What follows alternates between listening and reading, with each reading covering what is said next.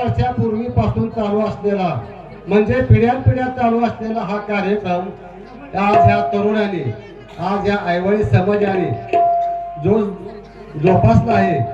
खरोखर त्या माता भगिनींचं या तरुण मित्रांचं मी ग्रामस्थाच्या वतीनं त्यांचं खूप खूप आभार मानतो बघा.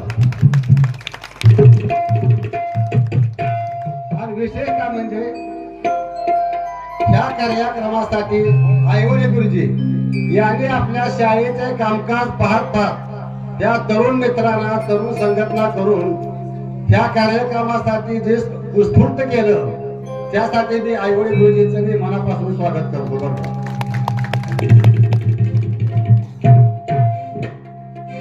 आज मला या समाजाने या ठिकाणी भारूटाची सुरुवात करण्याची संधी दिली. खरोखर या समाजाचं मी पूर्वीपासून म्हणजे या समाजानं मला राजकारणात आणलं. राजकारणात आणून सुद्धा मला या भाषेत त्या ठिकाणी इथं त्याने आणून पोहोचवलं. खरोखर त्या जुन्या पिढींचं विठ्ठल नाना असतील, बाबू नाना असतील, सुखदेव भाऊ असतील हे माझे ह्या बंधनातील पहिले गुरु आहेत बरं का. तर यासाठी आज हे त्यांचे वारस म्हणून त्यांनी हा कार्यक्रम जोपासला.